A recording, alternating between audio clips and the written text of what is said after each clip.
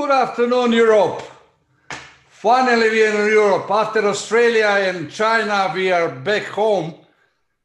Hello, Africa. Hello, Middle East. Welcome to the Agile Agnostic Conference. We have two great speakers for you today. So, my name is Nenad Stanic, and I am signature of Agnostic Agile for last 2 years. Currently, the number of signature is 2,407. I invite everybody who is not signee of this great document to do that on agnosticagile.org to help us to spread the story about this. I will facilitate today's session. One thing I have for you, Q&A on the bottom of the page. Please use this opportunity to put a great questions, and I hope a great answers from our speakers today. 45 minutes each, and then Q&A after. Unfortunately, we had one cancellation. So on the end of this session, two of our speakers will have a panel discussion. So you're welcome to ask any question you would like. With no further ado, I would like you to introduce you Ari van Bennekom, co-writer of Agile Manifesto, 20-year-old next year. I don't mean Ari, but Agile Manifesto. So Ari, stage is yours. Thank you, Neno. Welcome, everybody. It's exciting to be this. The group is not that big today, but if you see what we have done in the last couple of weeks and what's still to come, I'm very happy with who we have here and also the program that we have. A couple of things that I would like to say to you now is that, as Neno just said, this is the third session in the global series that we have. In the sessions in Australia and China, we had other speakers. We have speakers who appear in multiple sessions that we do at the moment, but also we have local speakers. Every session is recorded, so if you like, you can go to our Agnostic Agile YouTube channel. You can go there. The link can be shared. You can go in there and you can see them. Today will be recorded as well. As you have seen, the recording is running. And also on December 9, I think it will be 8 o'clock Central European time. We have the session in Latin America, and in Latin America we have, for example, Alistair Coburn, the driving force behind the Heart of Agile and one of the other authors of the Agile Manifesto there, as well as a speaker. And it's not that happens all the time that you can speak to authors of the manifesto, so take your opportunity from that one. When I was asked to do my talk here, and now I'm switching to my talk, we were looking for a topic, and the topic was business agility. And I have to share with you that business agility is for me sort of a no-brainer, because it's all about the business, right? What you do, and even the business in the wider perspective, where you say the business is also a not-for-profit organization that wants to run better than it does at the moment. And if you do an investment, right, a project or a values, whatever you call it, an MVP, right? I don't care the name that you use. What you want is that time and the money from the organization and the people that's put in there, you want that to have a return on investment. And it doesn't have to be money. It can also be something else. And that's why it's also very good for governmental organizations, not-for-profit organizations, etc. For me, Agile is that kind of thing that's what it should be and what it should bring. I would like to talk today, and I would like to start with the very beginning. Why I started working like this, a little bit of a background, because some of you might know, I saw some people I know like Gert van der Krol and Hans Plezier, people who I've been working with in the past, so they might know, but some of you might not. And I want to bring that story because for me, it has been so relevant in my Agile journey that started in 1994. And I see too many people focusing and hanging on to old habits and then using the Agile world. So I want to really start for me where it began, and that's for me is business agility. Then I want to share what I saw in Salt Lake City when we wrote the manifesto because there are a lot of misunderstandings about what happened there and what it means. For example, a lot of people talk about the Agile methodology, and the good news is the Agile methodology does not exist, right? Okay, but what is it then? If it's not a methodology, what is it? And then I will go into for me where the fundament of Agile is, and then I want to look with you into, okay, what does it mean in today's world, and how can you make it successful? Because I think it was this summer that I was confronted with a group of academics from India. Say, hey, we do this academic research, but if you look at Agile transformations, there's very little success there on the corporate level, right? It's in departments, but what on the corporate level? So I want to talk to you about that, on how you can make that happen. Not with too much details, I'm afraid. We're giving the 45 minutes. And then I will specifically zoom in on the role of the leadership, because I think it's essential in anything that you do in a company. I'm not talking management, but I'm talking leadership. And then some risks that you have if you really go into Agile working, and how you can keep the change once you brought the change, right? How you can sustain it. And then we go to the closure. What I agreed on with Nano is, if you start, bringing questions in the chat, feel free. If it's a question that Nano think I can take right away in my talk, he will interrupt me, and I will try to answer the question on the spot. If not, we go into the Q&A at the end of the session, right? So let's roll. I want to take you back 26 years ago to 1994. But basically, it's this month. It's 27 years ago. It was November 1993. And I started my last project at a Dutch governmental organization. And this project was, in a very classical way, super waterfall. It was organized.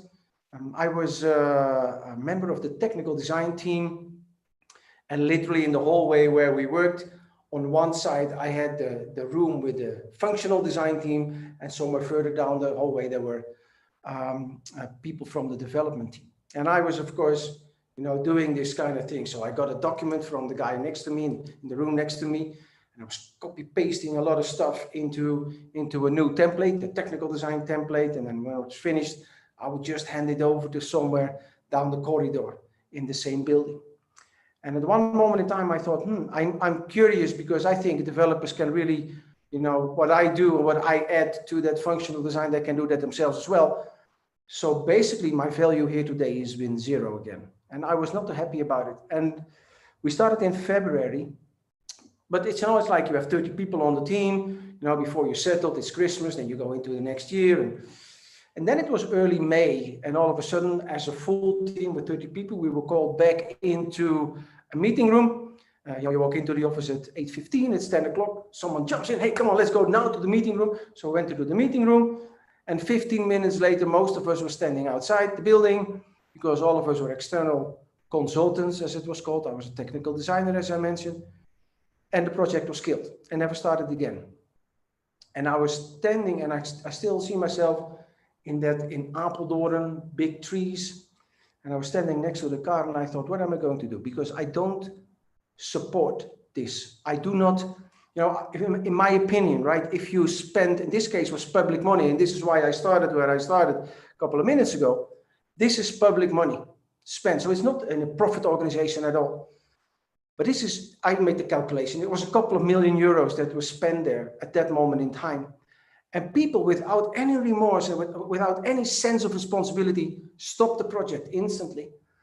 And I thought, do I want to be a part of this? And I thought, no, I don't. If you invest public money, the public should benefit from it. Very simple. Whether it's elderly care or education or whatever, I don't care. But wasting money this way was not what I wanted to be part of. And that to headquarters in Nieuwegein, and I spoke before lunchtime to 5 of the 6 managers, and I said, this is what I never will do again. I just don't want this. And I thought, if I get fired, I get fired, I will find something else, but this is what I never will do again. And from that perspective, I took a sort of a risk. But within a couple of weeks, Willem, one of the managers and responsible for business development, he gave me a call, and he said, I have something for you. I have a rapid application development pilot that we do together with the Royal Navy. And I always say this is the moment where the experimenting started and it never stopped again.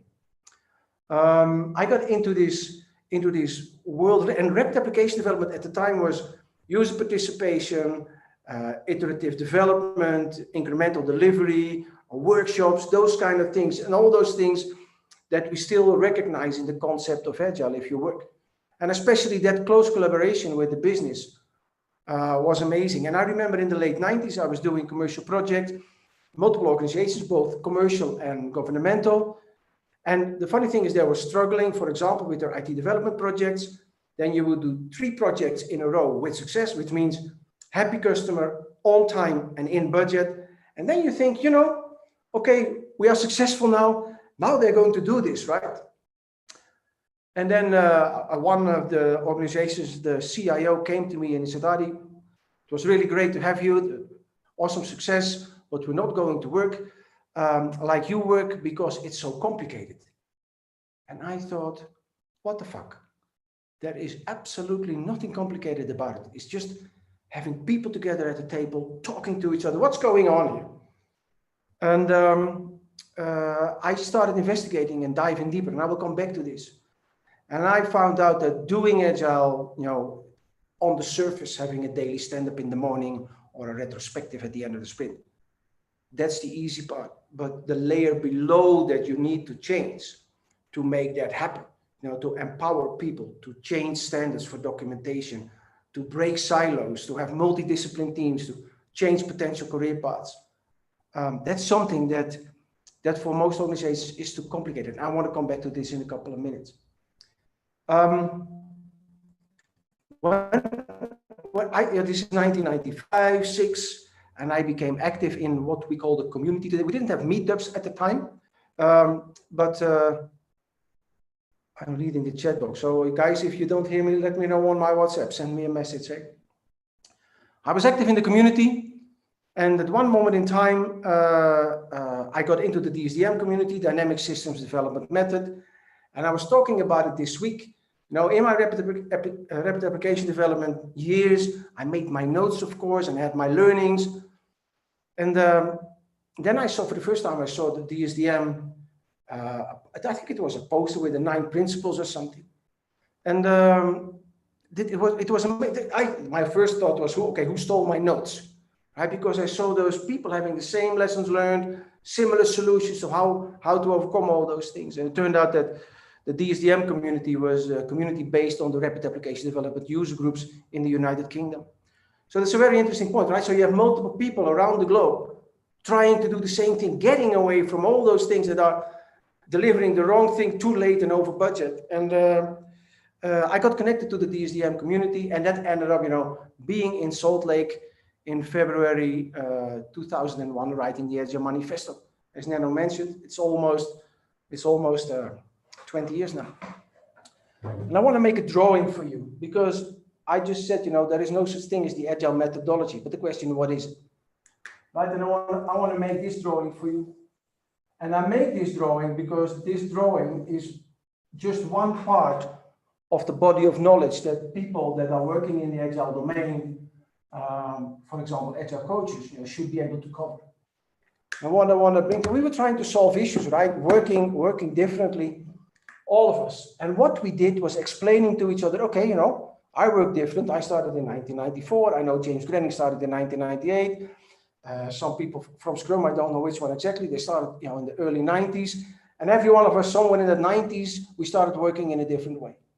Now, for me, as I said, for me, the value was the big motivator to start working in a different way. And if you start working in a different way, it means that people will tell you you're wrong, people will tell you it's not true, people will tell you it's not working, you know, that kind of thing. So you have to be, you know, you have to have sort of a panzer, right, to save yourself. But obviously, I was not the only one. So the first thing that was for me, it was the value. But other people in that same group, we were 70 people, were focusing on the efficiency. Okay, there's so many delays in this thing. How can we solve it? And other people were focusing on the quality. Then there were people focusing on individuals or pairs. You know, how can I do it better, or how you and I in collaboration can do this together. Then we have focusing people on the team. There are 9 people or less. And then we have, of course, people focusing on the large groups or corporates or departments or whatever you call it. And then we started to identify, we explained to each other how we work differently to see, okay, where are you? And for example, Ken Beck and Ward Cunningham are on this level. James Grenning with test-driven, this is extreme programming, test-driven development. We have people like, Jeff Sutherland, Ken Swaber, Mike Cohn, and Mike Beadle on the Scrum side. One of the things that most people don't recognize or mention separately, but for me is part of the Agile domain, is Lean and Kanban. I think the first concept of Lean dates from 100 years ago, exactly 100 years ago. DSDM, as I mentioned, but for example, Crystal and Adaptive from Alistair Coburn and Jim Highsmith. And why do I make this drawing? I make this drawing because I would just want to make clear, if you run into Agile and Agile working and you want to achieve business agility, you cannot do one method only. You need to be able to cover this part of the Agile world. So what we said is, okay, if you work together, right? What is it if you work differently? And we look at it as a team of 17. What is it that we share? And we're talking about about things like the dailies, the business participation, about breaking the silos, multidiscipline teams, that kind of thing. So we were trying to find, and then we came up, okay, what is that drives us? And the big thing that we all had was, if you make a detailed design up front, and I'm very curious about the talk of Natasha in a couple of minutes or in an hour, because she is into the mega infrastructure projects. She does projects of dozens of millions of euros or dollars or whatever you call it, right? And that's really impacting. And so in infrastructure, how can you bring there, those kind of concepts? And that word brings exactly where it is. So Agile is for me a concept. And in the concept, we have the methodologies. And in every methodology, we have the practices. And this is important because if you work Agile and you focus on one methodology only, look at this, you can only solve one problem, right? And I wanna explain it to you a little bit more, right? So it's the concept, the methodologies, and the practices. And this is where you are if you're in an Agile team working. So from that one on, if you move forward, you say, okay, if we look at that waterfall, how does it work, right? If you have, and I take a very simple one, and this is the simple one representing the last one that I just talked about, right? And we had the information analysis and the functional design and the technical design, then we had development, we had test, we had UAT, and then we got pre-ops and operations. And what happened, and this was my concern because I saw it happen as I just explained. So here was a conversation with the client, whoever the client was. And then we had the production of a document, right? And the production of a document was done and then handed over the document to the next group. And then we had another document and another document and another document, right? And the only thing that happens is that you hand over documents all the time. Now, the big point is, even now, when I am talking, when we close a session and we ask, what did Ari say? Everyone will have his or her own interpretation. And what do we know about interpretations? Interpretations and assumptions are wrong. That's what we know. So what you get here is this kind of thing, where you have here interpretations and assumptions, interpretations and assumptions. And this is one of the reasons, because that client is here, right? And then here we get to the moment that the client understands a little bit again what we talk about. And then the client says, because we stacked all those interpretations and assumptions on each other, then we have a problem. So we get in this process, we get a lot of misunderstandings. And this is the biggest issue. Why do I say? Because you might say, yeah, I know this. Great. But there's so many organizations that call themselves Agile these days. And then we have feature teams, we have development teams, and then we do the UAT, and then we still do the pre-ops, and we deliver every 3 months. That's a waterfall and nothing else. That's why I say this, right? So this is what I want to make very clear. Now, so we have the misunderstandings. And the second one that I saw when I was working at this governmental organization was that I was losing a lot of time with my people. So, with my colleagues being around, because here you get a document made, you talk to someone, then you take the time to write that document. Then the document is sent out, you have to wait, then the document is read. Then we are going to make another document, time again. And this process could take weeks or months easily. And even if you do fast, you lose weeks instantly. So what you see is in that process is a lot of inefficiency, a lot of waiting time. Can we avoid this waiting time, right? Because waiting time is the big problem at the moment. And then the last one is the estimates. So we have already we have interpretations, and we have assumptions, and then we get number 3 is the estimates. What do we know about an estimate? An estimate is an estimate. It's wrong, and it can be close to the truth, but very often it's not so close to the truth. And then on top we get all those changes, but we pretend as if it's the truth. That's the problem. And in that organization where I worked, I was a witness of a project, where they made an estimate here, and down the line it became bigger and complex, and we had changes and stuff that is so happening. And the 3 months of testing that were originally planned at the end of the process were brought down to 1. Can you imagine? So you have an original idea, you plan 3 months, then it becomes more and more complex, and we test less. So you had instantly 4 bugs. It's embedded in this process, right? And that's what you need to get rid of. So in general, you can say, okay, we can fix this, right? But fixing is a rework. And this is time loss anyway, the inefficiency, time loss. And bugs means rework. And I always say, if organizations ask you, why do you do Agile? Because I think too many organizations go into Agile without having a clear vision on why do you need it as an organization. You go in an Agile way because and it's a very simple line. It's a very simple line that I want to give to you. This is why we do Agile. 2 words. Avoiding delay. Nothing else. Nothing else. And if you look at, like when I started 25 years ago, we didn't have internet. We didn't have all those smartphones and all those devices. And the point I want to make now is that technology, because we wrote the manifesto and it says, it's a manifesto for software development, right? But software on its own doesn't do anything. It's the people and the technology and the way they handle that technology. That's what makes something valuable. And the pace of innovation has gone up so dramatically, so fast, that the big question is, okay, how can I keep up? And those processes where you have the toll gates, and if you want to change a requirement, you have to go to a change advisory board that meets once every month or something. It doesn't work. It's outdated. And until a year ago, I would have said to you, the pace of innovation goes up so much. You have to be able, Agile is a corporate capability to respond to change. You have to be there. Otherwise, you're always getting behind on what the actual situation is. We know also governmental projects in the Netherlands that included hardware that took such a long time running this waterfall that by the time they came to implementation, most of the hardware wasn't even available anymore on the market. This is the way technology evolves, and this is the way you have to keep up with it. And the second thing is that this technology is not only, giving all those opportunities and stuff, but it also facilitates the competition.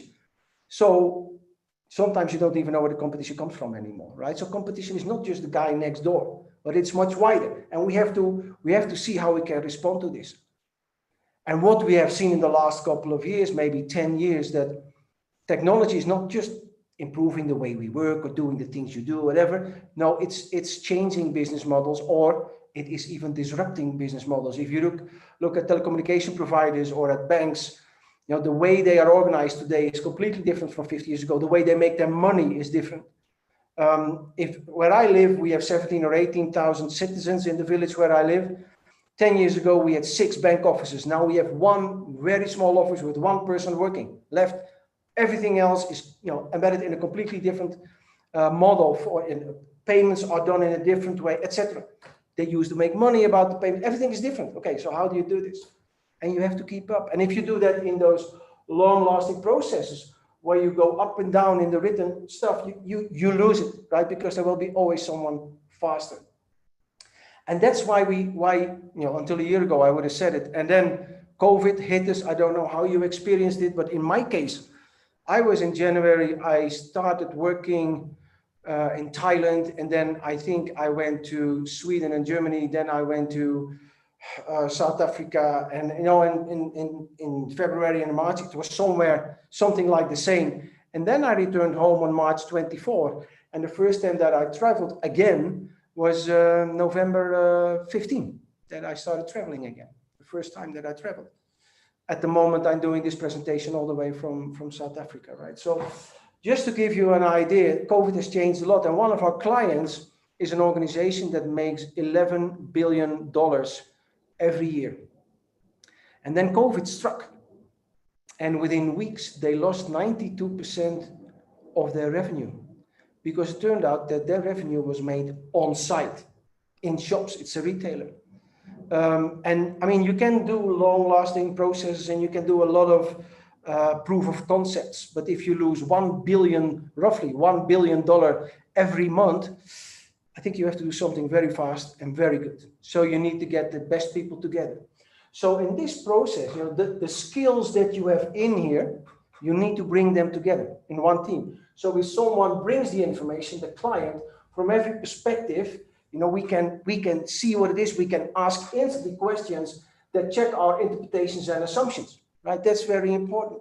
And also in this line downstairs, going all the way down, we have to identify exactly, it's not just the business and IT, which is, I think, a horrible expression, but it's not just the people who need the solution and the people who make the solution, but we know we have those other organizations or departments in the organization that have a say in it as well. I did a lot of governmental work, as I already mentioned, also in the Agile world. And what for me is going on is that always what I know, if you're in a government, the law is always there. So in most organizations, governmental organizations where I worked, when you make something, an app, a website, when you generate something from an application that is leaving the building to go to the public, there is always the legal department. The legal department, if they do not accept what has been made by the team, so that automatically generated memo, or that information on that website, or the calculation that has been made on an app, if they don't authorize it, you cannot go live, period.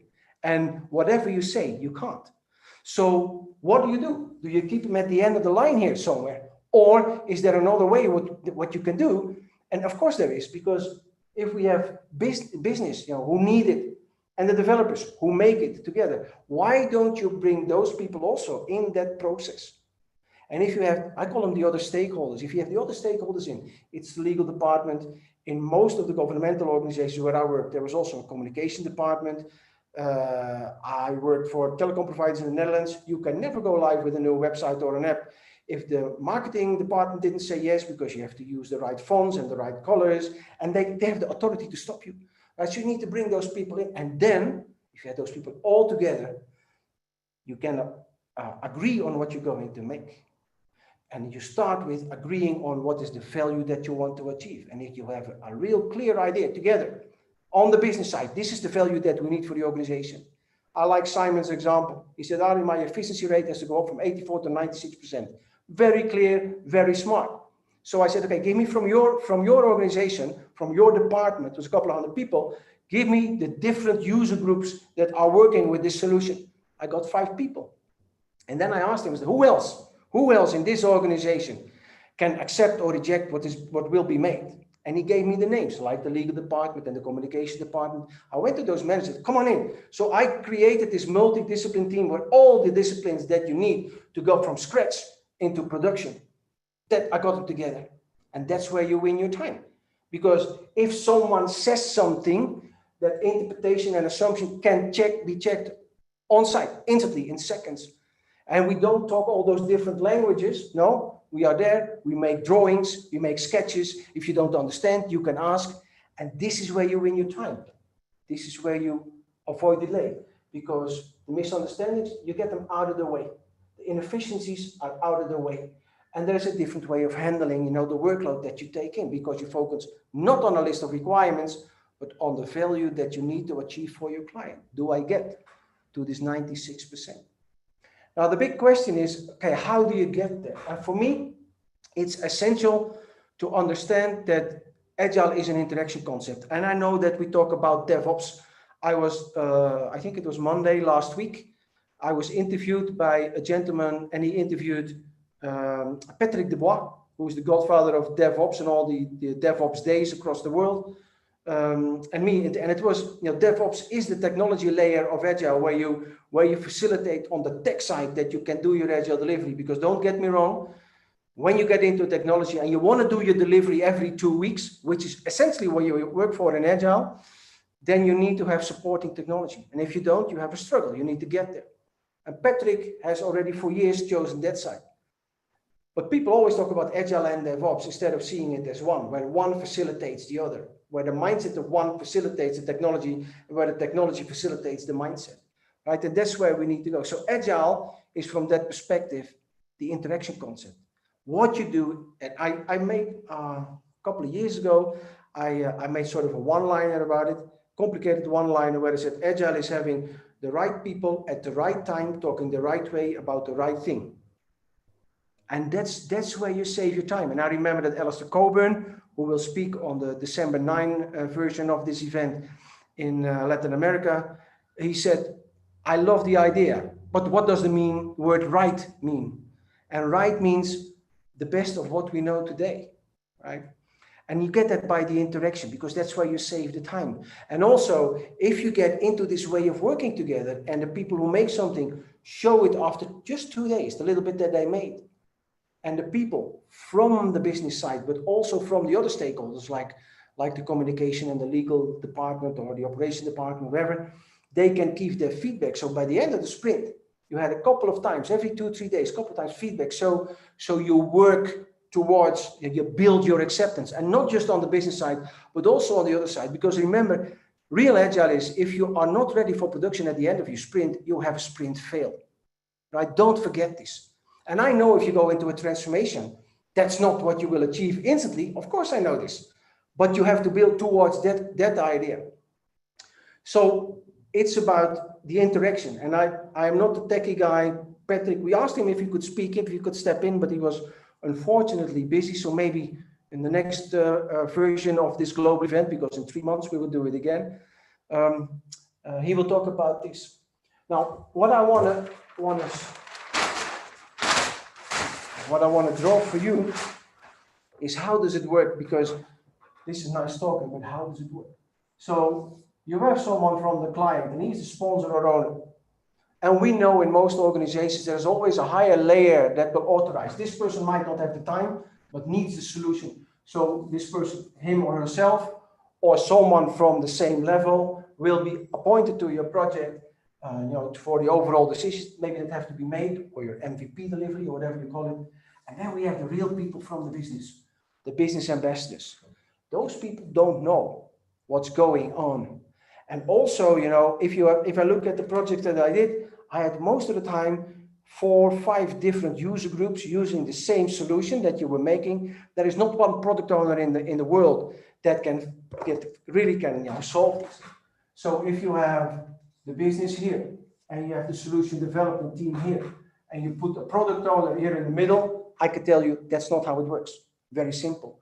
Because what you do is, like in the waterfall that you do via communication with interpretations and associates, right? And the poor product owner is in the middle. That doesn't work. So this is a big no, because you have so many unhappy product owners. I was this morning talking in a coaching session, and it turns out that the product owner was a tech guy from the IT department. Right? Doesn't work. So we have some people from the business, and also we have people who make it, people from the tech side, the developers, the testers. And this can be the same thing. I don't care if you make a software solution, if you make a recruitment campaign, if you make a marketing campaign, I don't care. It works always like this. This is the concept that you can use. Now, here we have this team of 9 or less. And then we can we have this team, and everybody knows this, we have someone who facilitates that interaction process, the Scrum Master in the middle, and now we have a clear view on the product owner here. And what the product owner does is not being in the middle. Now, what the product owner does is bringing them together at the table so that and the business and the other stakeholders can talk and understand each other. And the people from the development side can ask their questions to make sure that they develop the right thing. And if you do this, you have some other people that I talked about. I like to call that the non-functional standards. So it's like legal, and it's, I don't know, communication, and it's marketing, and other can be, depending on the type of organization, can be different. If you have big deliveries, you can have multi of those bellies, right?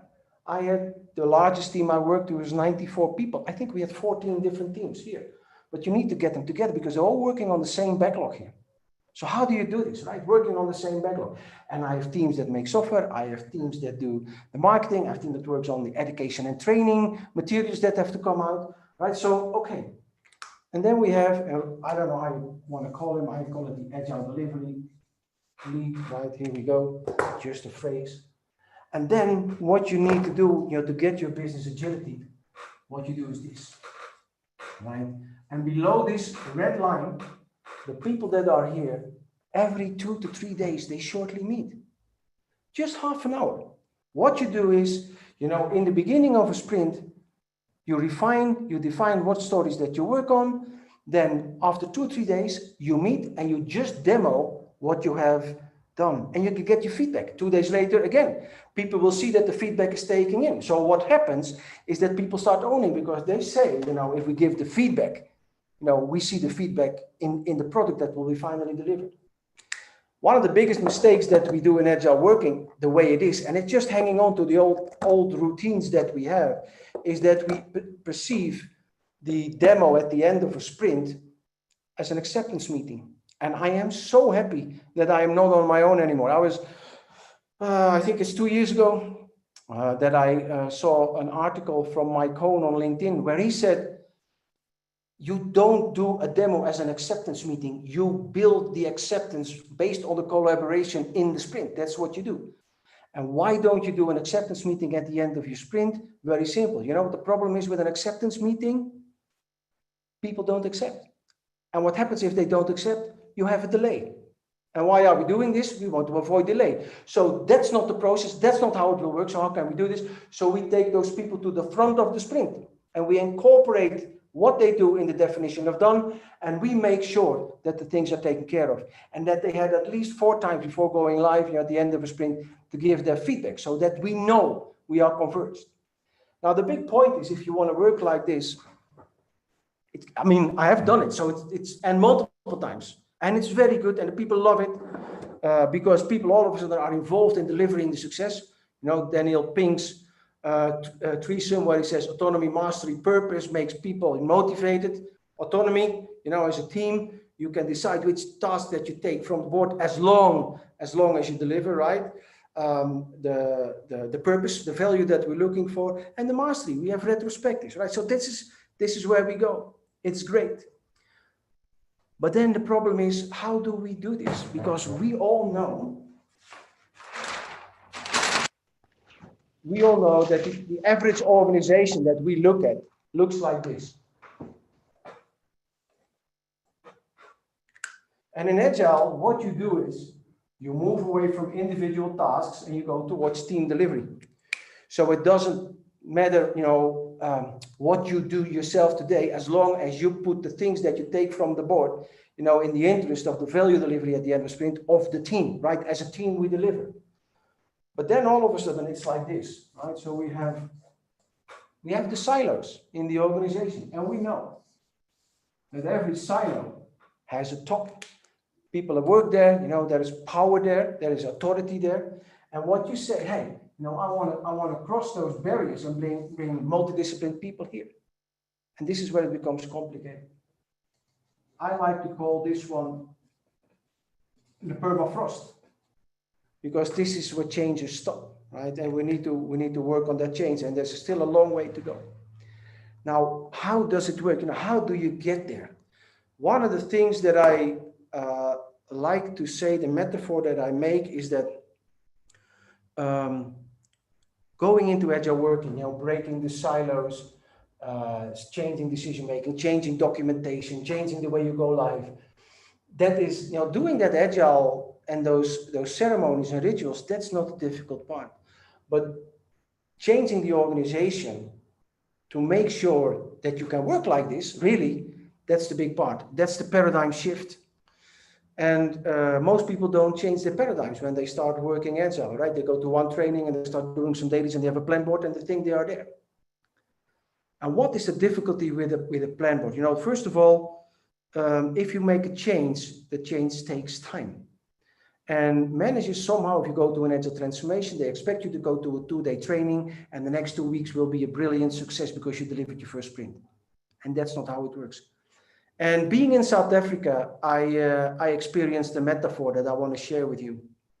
I like to say to the people in South Africa, I don't want to insult anyone. I like to say to the people in South Africa, you guys are driving on the wrong side of the road. You're driving on the left side of the road. The normal people drive on the right side of the road, right? In Europe. Okay, leave that one there. That's a joke. But what if I go behind the wheel here in South Africa? And I can tell you I didn't so far. And I can tell you why. Because driving on the right side and driving on the left side looks the same. You might say, okay, the steering wheel is on the wrong side of the car or on the other side of the car. Great. The rest is not that complicated. But this is the difficulty that we have. I can go to a driving school here, take some lessons. Why? The rules of the game, driving on the right side and driving on the left side, are different. That's number one. And that's what you need to understand. And when I go into driving on the left side, and let's say that I spend time on getting those rules of the game, the big problem is I don't have the reflexes when something goes wrong. And when you learn something, things go wrong. When you do agile for the very first time, things go wrong. And this is a difficulty that's hard to overcome. This is the paradigm shift. And you know why? Paradigms define your reflexes under stress. And this is why you see a lot of organizations, they do an agile transformation. And if you come back after a year, 2 years, they are back to waterfall working, traditional ways of working, and they use all the agile words. I call it innovating backward. It's like I am in my car with the driving wheel on the right side of the car. I'm driving on the left side of the street. And I know what to do. And when there's nobody else, I'm okay here in South Africa. But then, of course, we get the other people in traffic, the cars, the bicyclists, the pedestrians. And then you need to know that here in Johannesburg, the taxis are a different species. The taxis are strange in their behaviors. They don't follow any rules. So now here it comes, right? I learned how to do this. And then something happens that I didn't foresee. And the problem is, I don't have the experience. And the only experience I have is what I have in my past. So what paradigms do is they define your reflexes under stress. Old paradigms define your reflexes under stress because you don't have new reflexes yet. What do I do if this goes wrong? What do I do if that goes wrong? What if this person doesn't do? What do I have resistance here? All those questions. And they make you innovating backward. To get through this process takes time. I was Friday evening in a conversation with Alistair Coburn, and he said, "Are years?" I said, "Yeah, I know, years." And the benefits much faster, but you need your coaches with you, to keep you sharp. Now, where do you start in any agile transformation? With the leadership. Why the leadership? The leadership has 3 roles to do. First of all, they have to role model agile working. Because if the people in the teams don't see you agile working when you're a manager or whatever, they will not do it themselves. If you give a traditional push, they will give a traditional response. So you start working, role modeling agile yourself. Second, you need to facilitate that change. Those kind of changes that I talked here about, just briefly, just a couple of them. This is not what the people in the team here can do. This is what this layer has to do, or maybe this layer. They have to make that change. They have to facilitate the change. They have to bring the change. The coaches can help them how to do this, how to reorganize, but they need to, because they have the authority to change. And not the external agile coach, not the people in the team. And the third one is based on the reflexes. People have to make sure that they don't innovate backward. So you have to build all those new reflexes, and the leadership team has to make sure that people can do this. So expecting miracles after a couple of weeks is insane. I like to make the metaphor, right? When you go from playing hockey to playing football, and you're a good hockey team, and then you switch as a team to playing football, green field, white lines, 2 goals, white ball, pretty thing, looks almost the same. But if you are not clear and if you don't facilitate the learning of your organization, people will keep on playing football or playing hockey on the football field, and you don't get what you're looking for. And that's the leadership team, role modeling, facilitating the change and sustaining the change. That's where you need to go. And if you want to go into that kind of working, the success in Agile really lies in the quality and the discipline that you apply using the Agile rituals. Your heartbeats, that all stakeholder session is a heartbeat. The heartbeat, the daily, the retros, they are essential to have. If you don't have them, you create delay after delay because the gaps are too big, the misunderstandings are too big. You need to focus there. And then all the things below this, to facilitate that kind of working, all those new paradigms. It takes a long time. And one of the things that we have, the way we are all educated, even until today, is that we need pre-described ways of working. And I was just making the Agile matrix, right? Pre-described ways of working. No, because depending on the team, you might use this one today because you have a problem in Agile practice. You might have another one that you use. Great, awesome, right? But it takes time to get there.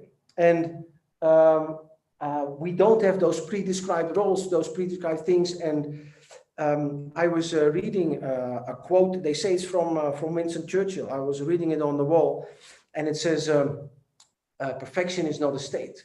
Perfection is an ambition. And to reach your ambition, you need to change a lot. So perfect people change a lot.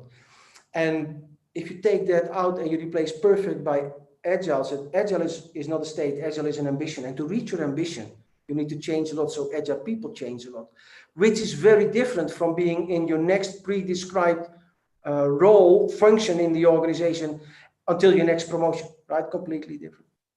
And I was getting this kind of change is always difficult. And I had a very inspirational one-liner from someone who I admired a lot. And I had the privilege of being in the position to be at the table with him for an hour and a half. Kofi Annan, he was Secretary General at the United Nations.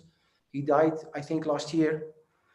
I was asking him after this long conversation that we had, I asked him, what do I say to my boys?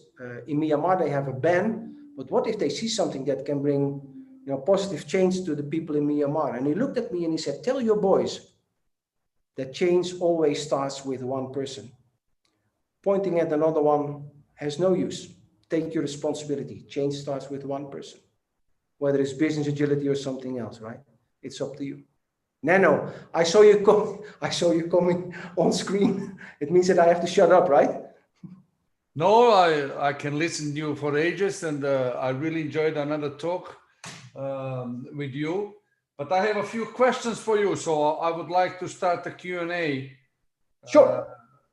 With a few questions. The first one is very interesting because it starts with a comment from Gaspar.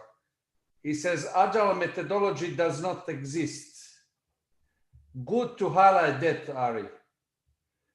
How many people keep mentioning it? And what you think about it?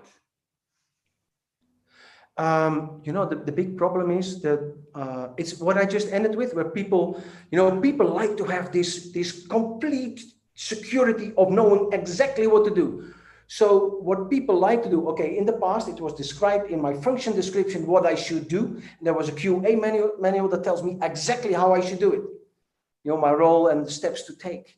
And now all of a sudden, this responsibility is not on your shoulders, but it's in the team. And within the concept of Agile, you have those things that you can use. But what people look for is just the next thing they can hold on to. People think it's scary. And I think if you go into an Agile transformation, any kind of change, you need to start somewhere so that people adopt one of the methodologies is great. But trust me, if you use one of the methodologies, you will not get business agility.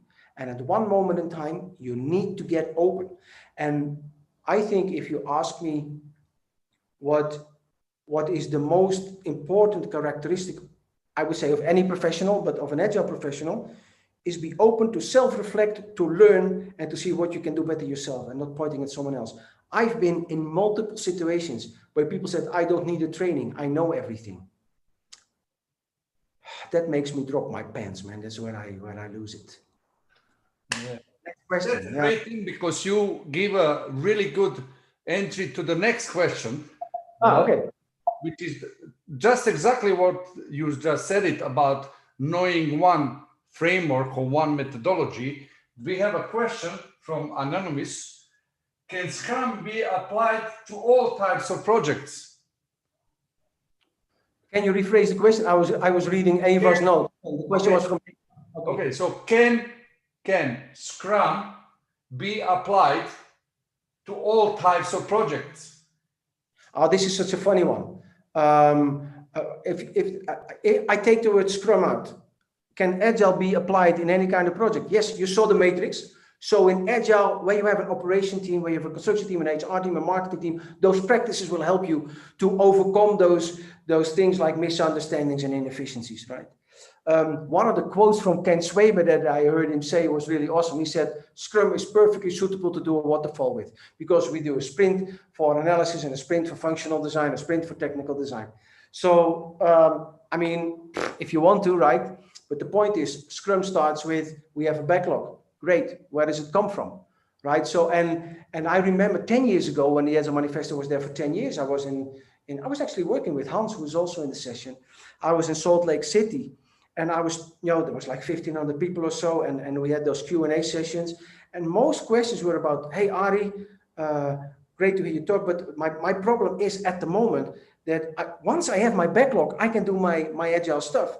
But before I get my backlog, man, 6 to 12 months. I said, well, that's interesting, because if you have to wait 6 to 12 months for a backlog, obviously it's not valuable to the organization, because otherwise it would hurry more. But it also tells you something, that the process before getting into the delivery sprints, where you define your backlog, is done in a very old-fashioned way. No more than 2 to 4 weeks, depending on what you talk about. But do it in an agile way. Those heartbeats with all those stakeholders in that phase, where you define definition of done, where you define the backlog, where you identify which stakeholders that you need. I call it foundations, is part of the Agile Project Management Framework. And that's dating from February 1995. Use it. Right? Don't reject. Use what's there. It's been used by a lot of good people. Thank you, Ari. So another Anonymous. I don't know why people getting Anonymous part of it. It's okay. I don't think we are scary, but let's say a question from one of Anonymous attendee. Thank you, and honored to be taking part in this event and listening to you, Ari. It's very good in spirit of straight from the horse's mouth. Thank you. So question goes, what would be one piece of advice you can give to someone who totally subscribes to Agile Lean mindset, but never actually works in either of those? I'd like to get a job working in the teams like you described. What do you recommend that I focus on to get there? I would like to combine the answer with Jana's question about, my business owner says you're an Agile coach. What do you deliver? I think when I go to Jana first, what you can say, and I'm not afraid to set KPIs, right? You can say, I can make the team deliver, for example, with less bugs, because we do test-driven development. And that's a practice that's working awesome. And we do that in the team, so you get better quality. Or I will make sure that you have the things, once you have them, that you have them faster. One of the things you can do is, you have a traditional estimate, and then you start working in an agile way to see, okay, how fast can we deliver? To the original question that you asked, how can you get people along? You have to understand, and I know this based on almost 27 years now, people like their comfort zone. So, and you cannot change other people. Also for Jana, you cannot change other people. People can only change themselves. They need to take that responsibility. So what you need to do as a coach is to, make the change, and enlarge the comfort zone in such a way that they feel comfortable to do this change. And one of the things that I like to do, answering the question that you voiced from the anonymous person, is I like to invite people. Say, okay, come come along with me for 2 weeks. You know, we do estimation in a traditional way. We estimate delivery, we estimate client happiness, and then we're going to work in an agile way. But you have to align with all those people in that agile way of working that you are really going to be there. And that's going to ask time. But it's about, on Jana's side, you know, you don't be afraid to say, okay, we're going to deliver faster or less bugs. I had a client and they had so many incidents on their existing solutions that they didn't get to new development. And the client said to me, Ari, my quality has to go up, or in 2 years I'm out of business. And he said the number of incidents has to go down by 50%. And after 9 months, the number of incidents was going down by 30% already. Right? Don't be afraid to say those kind of things. And that's the promise. That's the business value of an agile transformation. And you can detail down the line. When you have people resisting, there will always people resisting, but try to find the people who want to work with you. And success promotes itself. There are early adopters, there are late adopters, and there are people that will not adopt in your lifetime. That's given. But inviting people to for a couple of sprints to try is helpful, especially in an organization where the agile transformation is a process that's going on. Yeah, and on top of what you said, to the answer to the question how you can be a part of something if you are not working in agile environment currently, is to visit your local meetup. Agilists, if they are right ones, they will invite people to look how they work. They will invite you to the workshops, and you can start dipping into the community. One of these things that we like to share is Agnostic Agile meetup. You have one in Europe as well, so please be free to join us. Can I take the question from John Jackson? Yes, go on. Because there is the idea in Agile, we say we don't do detailed design up front, but that has grown into the idea we start any kind of work without having a backlog. We just start. And it depends on where you want to go. But John, for me, it's like this, right? My client asked me in a delivery project, not in a transformation is for me more or less the same, right? He said, okay, this is what I need. So I mentioned Simon's name, and Simon said, I need a new workflow. I said, well, maybe you do, maybe you don't. Let's sit down. And then after 50 minutes, he said, Ari, if I don't get to 96% efficiency, we get a 12 million euro penalty every year. And I get my ass kicked by the big boss. So, you know, that's the value. And this is where you start, John, the value. If there's no value described for the organization, stop, because that value will allow you to set priorities on the requirements. Because the next step that you do, and I'm still in this phase that I call foundations. I say to Simon, you know, those people of you in that workflow, give me from every different user group in that workflow, give me one representative that really knows and does the job every day, so they can see where we can get the improvement. So I got those people together. And then you break it down. Okay, this is the value, and every step in the workflow on sort of an epic level. Okay, what can we improve? And then you go into the stories, you know, the things that you bring into the, in this case, software solution that will help, you know, to bring improvements. And that thing is if you have a couple of good heartbeats, like 3-4 heartbeats with the right people, so those clearly defined user groups, as I call them, then you are really getting there, right? And then at the end of that foundations phase, I have a backlog. I know that backlog is subject to change, of course, but for the first couple of sprints, I know what will be in there for sure. And the further the sprints are away, okay, I know I have to reevaluate all the time. I know, but this is why I have the heartbeat. And every time I can see, you know, do I have a new requirement, a change requirement? Can a requirement go? If I have a request for a change, I check based on the proper questions, what the value is, how does it contribute to that 96% that we talk about? If it's not, we take it out. If it's doing more than something else, okay, we replace it. That's the kind of thing where you need to go. Okay. Oh, I see from Kaspar. You know, I've translated Agnostic Agile to Hungarian. Hopefully we can see it soon on the website. I will contact Sam Zawadi about this and the other people. So I will make sure that we can do this. Yeah. You have a question before that one as well. Yeah, what is the next question? What approach do you recommend to change a team focus from Agile equals Scrum to business agility? It's very simple. Use your retrospective. And at the end, how happy is the business? And not the product owner. I don't give a shit about the product owner. The product owner is facilitating this process. The real business, do they get the value? Are they happy? And if not, what can we do to make them happy? To avoid the delay, to deliver the right thing in one go, to have less bugs in the solution. And then you get another practice and another agile practice. And then you use the matrix and you bring the practices in that really help. And then you get there.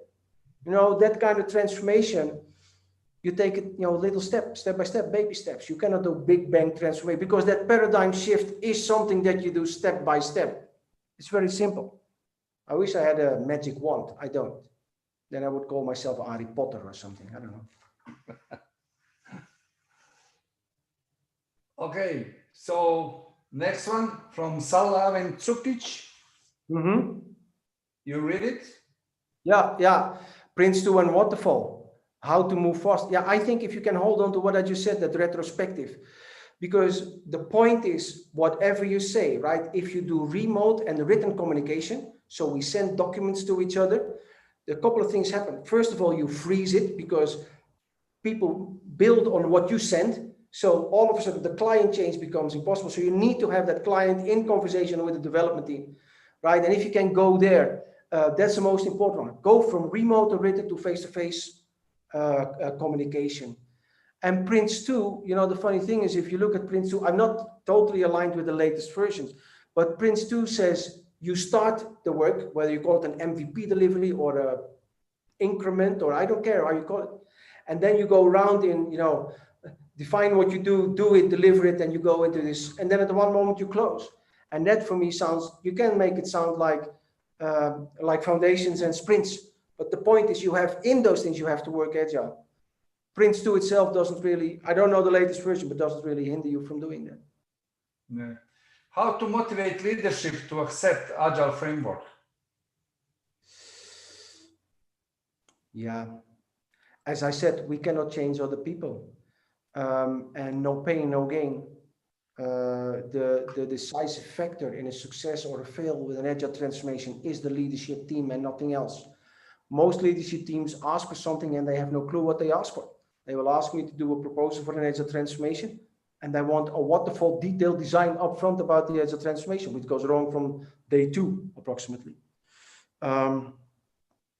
Because doing an agile transformation is like getting into shape to run a marathon, right? You make a training and coaching program for a year, and that looks nice. But then along the way, you might progress faster than you thought, or you have an injury and you have to adapt to this, right? There may be no new shoes on the market or new clothing on the market. You don't know how it works. You want to try it out. You didn't plan it up front, but hey, now, right? So that's the way it's be, and leadership has to be open to it. So I always start by asking the leadership team why, and don't give me that shitty thing about time to market. No, what? How much faster? What do you want to bring? How much? That I want to make it concrete, smart, specific, measurable, acceptable, realistic, and traceable in time, and not that standard bullshit. And then I can get somewhere. Yeah. Okay, so next one about the Scrum. Can you read it? Yeah. Yeah, the anonymous that says Scrum has a lot of value, but it has become too dogmatic. I think the awesome thing about Scrum is that it broke the ice for agile working. But I would like to say any kind of methodology that you use only and dogmatic, because it's not the methodology that's dogmatic, it's the people doing it that make it dogmatic, right? And you have to stay open, and of course should we inspect and adapt when if we understand it well, of course. And people say, okay, Ari, what's the next level of Agile? I said, well, I think the first level of Agile, most organizations don't have. So get into the basics, right? Work together, collaborate.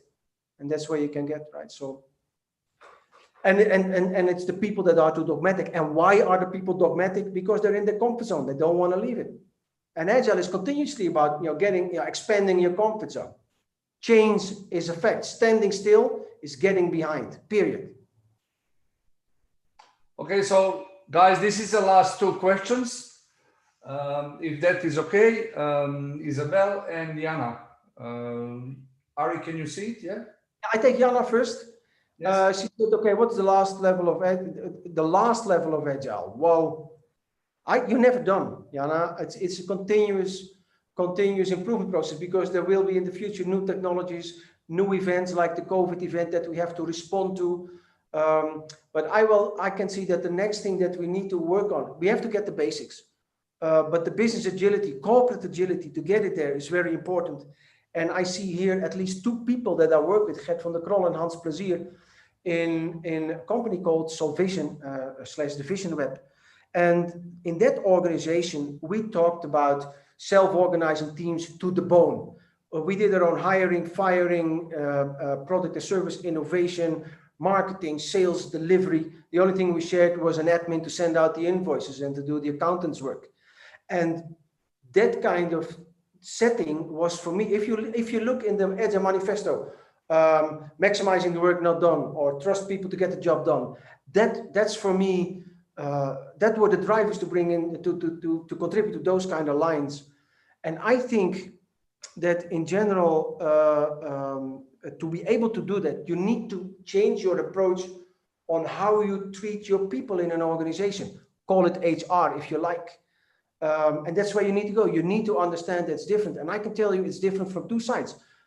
The people, running the organization, and the people in the organization that need it. Because for a lot of people, they are expecting traditional old school HR. Everyone above 30 is a risk factor for transformation. Well, maybe below 30 as well, I don't know. Because they are too much used, to all that old stuff. Yes, Eva, very much like it. Yes, absolutely. Communication, human nature, trust people. And when I go to Isabel's question, how can I motivate the development team while they're implementing an agile approach? I don't know exactly how you do motivating, delivering the value, or motivate to work in a different way. What I would like to say is that I just mentioned Daniel Pink. There's on YouTube a video. If you search Daniel Pink, RSA, you will have one of those whiteboards with an arm making a drawing, and Daniel Pink's voice is the voiceover explaining human motivation. And it's not new. I think it's easily 10 years old or something, but it's a generic, he's a human motivation expert. And if you can take that into consideration, Isabel, how to motivate people. And some people are so stuck in the old ways of working, it will be difficult, but there will always people take the opportunity. Focus on those. Never focus on the naysayers, because you forget about the people who want to, and now they can't because they rely on you. So handle the people who say no, but give a lot of time and attention to the people who want to, because this is where you can make the success. Okay. No, we stop. Thank you very much, Ari. That was a great. Please stay. Let's enjoy a speech from Natasha, and after it we can maybe have some more time for people to ask you more questions. Absolutely. Natasha, well, thank you guys for a great questions. Let's move on. Let me introduce you, Natasha Mcmahon. Welcome. Let's see that he comes in. That's my favorite person in South Africa. So, Natasha, are you in? Yes, Nano, can you hear me? Yes, we can't see you, but we can hear you. I'll try the video one more time. There we go. Hey, there we go. Welcome. Thank you, Nano. Thank you. That was such an energetic talk from Ari Potter. I really enjoyed it.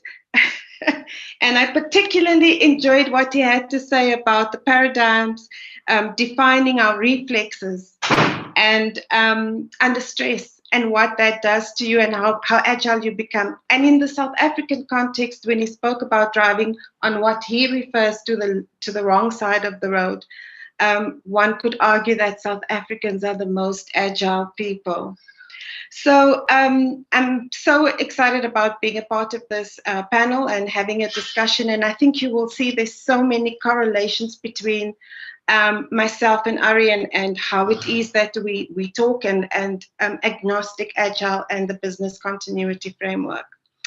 I have, for my sins, worked in government and in the private sector, and I've been responsible for mega portfolios, infrastructure portfolios ranging from $2.5 billion to $3.5 billion per annum.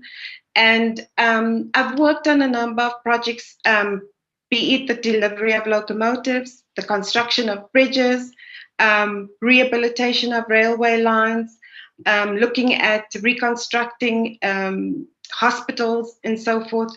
And I think the most exciting thing about being in the project space is how agile you need to be in our current situation. So I met Ari about 4 years ago in 2016 when he came out to train us. I was one of the executives that was on a talent nurturing program, and he came out to give us some agile training. And I remember thinking on the first day, what is this man on about? And by the end of the day, I thought, I'm looking after a budget of about $3.5 billion. And now I need to see, how do I adapt this so that I can deliver faster, more efficiently, and more effectively. I liked what Ari had to say about him being frustrated with government, not delivering what they need to deliver, and not being efficient and effective. We all know that governments, the way that they operate worldwide, needs to be based on 3 key principles. You need to be effective, you need to be efficient, and you need to be economic. And being economic means that you reduce that wastage. And wastage comes in with delays as well.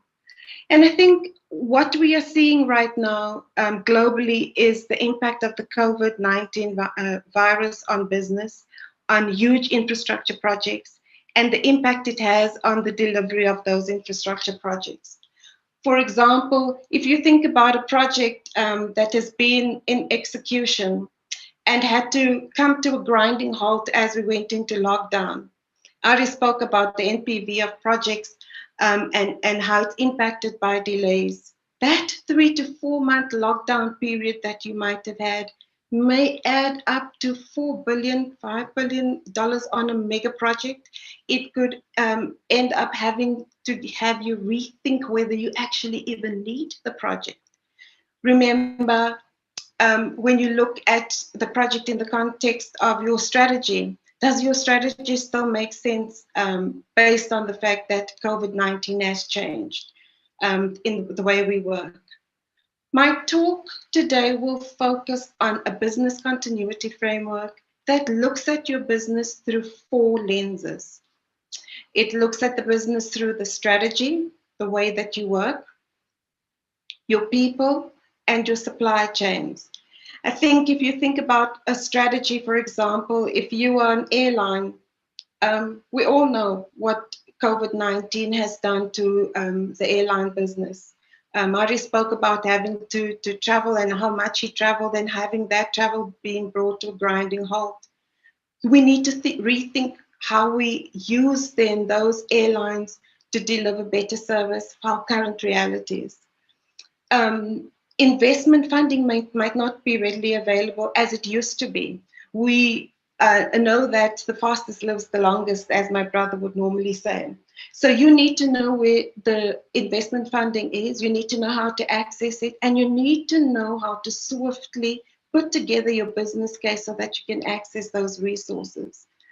Our people, the way people work, the way people have been infected and affected by the pandemic, how has that impacted on business? Do people still have to work from the same places? We know that work from home has significantly changed the paradigm in which we work. We have seen that businesses now know that, this can work. We can actually save money doing this. We can have people working remotely. And in most instances, people have been more efficient. And in a government setting, one can understand how that could be more effective. So what have we done? We've developed a business continuity framework that helps you look at your business and assess, adapt, and advance your capital infrastructure projects that is related to your current reality. I'm going to share with you and talk only on one slide because I did not want to give you death by PowerPoint. I'm going to flick up a slide. Give me 1 second. And I know you'll just confirm if you could see it. Yeah, we see it. So I'm going to jump right into it. When you look at your strategy and you think about our current reality, and I mentioned an airport, for example, that airport might have had major infrastructure expansion programs pre-COVID. And in most instances, those programs are either brought to a grinding halt or the project has to be repurposed for our current reality. Which means you focus perhaps less on passengers coming through your airport and more on cargo coming through your airport. We are working with airlines in East Africa where they are retrofitting a project that was about to go into execution. Instead of focusing on being passenger focused, it will now focus on being cargo focused. In Africa, we have learned that we now need to trade more between ourselves. So we are making this available in the way that we refocus our projects, because COVID-19 has taught us that we need to be able to access goods quicker, and we need to access it from closer to the source that you can get it from. When you look at your people, ensuring that our people are safe, efficient, and understanding how the capability is changing. I mean, I don't need to tell you about the impact of COVID-19 on people. Any business will have been impacted, whether it was through infections or whether it was in the way that you currently do your work. So what we do is we now need to see how are we able to change the work environment to deal with the people that we have. Do we need to refocus our capabilities? Are we still working in the same way? Do we need to downsize because we've got a lower output? And how do we do that effectively so that our people can be more efficient and effective, and the entire workforce can understand how the culture and communication and capability has changed based on that changing strategy? The ways in which we are working, we know work from home has been completely taken over the way that we do work. We're working, for example, with large law firms. And what we're seeing is that the work from home has taught them that they don't need the office space that they were taking up previously, which was translating into millions of euros in terms of taking that off their profitability. Things are now changing, and we're helping them to repurpose their buildings so that they could perhaps rent it out as accommodation and part offices. We're also seeing that the ways in which we're working, for example, with some of our government institutions, they've realized that it works better and safer for staff to start working from home. It saves time and it saves the congestion with getting into those big office buildings, and they've decided work from home works best for them. So and I also liked what Ari had to say with regards to having the way leadership sees Agile, and there was a question about it, where you adapt Agile practices and you empower your people to be more decision focused.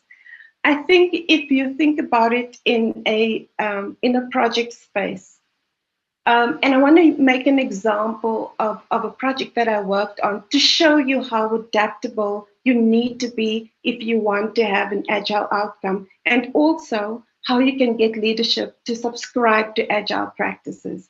I remember when I started using Agile practices, I would have my daily with my team, and I have my planning board up, and I've got my what needs to be done, and not started busy and completed. And I would send Ari a picture of myself and my team as we are starting to do our work for the day. And what was really good about it is that my team got to understand exactly what needed to be done so that we could mobilize either funding or people or equipment so that we can deal with with projects.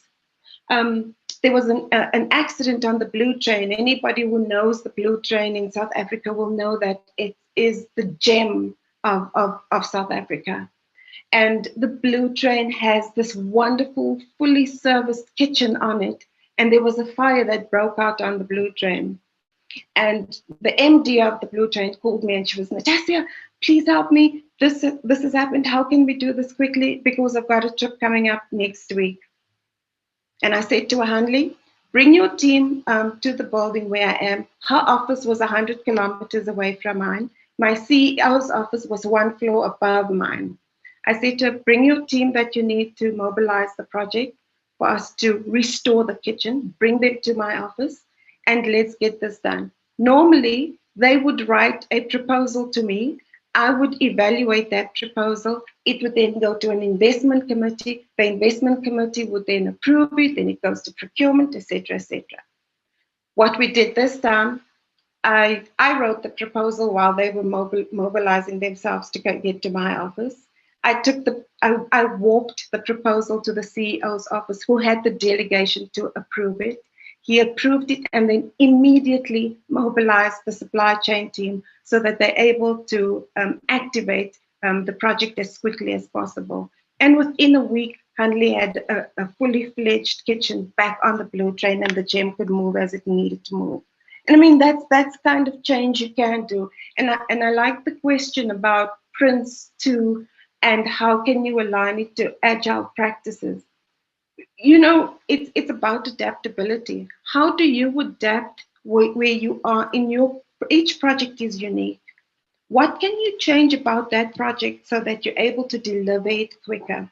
One of the things that I was working on with a team of people and from Concours Construction is they managed to build an ICU unit in the northwest province of my country. It took 3 months to build a fully fledged hospital, fully, completely constructed within 3 months, only needing to be fitted out. And that was to respond to COVID-19 and to respond to the expected number, anticipated number of infections that we might have had. We know that was different. And when you look at your supply chain, for example, this is one of the, I would say it's the most crucial of the four lenses of the business right now. Supply chains have been severely impacted by COVID-19 because the supply chain might not only be within your country, but your supply chain might reach over your shores and it might need a number of logistics interventions before you get what you need in your supply chain. I recently read a survey that was done in the steel manufacturing industry. And the result of the survey on the impact of COVID-19 shows that some steel fabricators might take between 6 to 18 months to get their production up to where it was pre-COVID, after lockdown. Now, what that means, if you think about the supply chain and where all the materials come from, you will know that the supply chain has really been severely impacted, particularly in countries that have had a lockdown like my own. You mine the iron ore, you mine the manganese.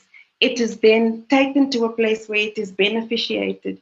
In South Africa, we don't beneficiate as much as we should. So those products are exported to China, India, and wherever else. They are beneficiated, brought back into South Africa, and then needs to be fabricated so that it's fit for purpose on the projects that they're going to be used on.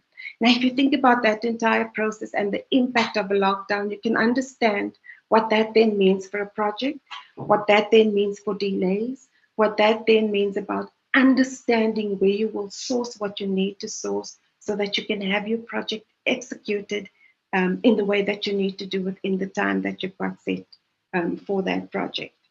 Now, what we do and how we go about doing it, for each one of these business lenses, your strategy and purpose, your people, your ways of working and supply chain, we go into a process where we assess your capital program, and we do this through a number of ways, and we try and do it in the most efficient way possible, where we go in and understand what your capital program looks like. Our review is rapid and it is lean, it's comprehensive, it's globally connected, and it's solution driven. So what we do is we're wanting to ensure that we can perhaps pair you with a client that does similar projects or similar as a similar incident to yours, and you can learn from each other and you can work on resolving that issue. We understand the status across the organization and across those 4 fields. What tools are you using, and which levers do you have, and what needs to be put in place to take immediate action. We've done this with Barclays Bank, for example, and they were able to quickly adapt their projects and change it to the current reality. We refocus the way your strategy or your people are working. We look at, given the fact that the strategy might have changed, given the fact that COVID-19 has gotten us to look and work differently, what is the current status, and how is it that we need to change your priority using the capabilities that are now available to you? Remember, I spoke to you about the people, how your people might have been impacted. Now you need to see, do I still have the same people? Do I still have the same institutional knowledge? What do I need to change so that I'm working in a way that reflects my current reality? And here comes my favorite. We go into the adapt phase.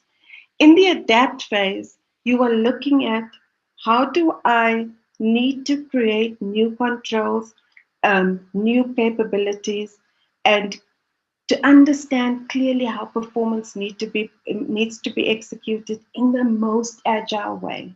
Now, the question about Prince 2 and how you adapt that to your project, this is exactly where it is. You have a look at, how can I, with the most agility, adapt my new reality to what my outcome needs to be.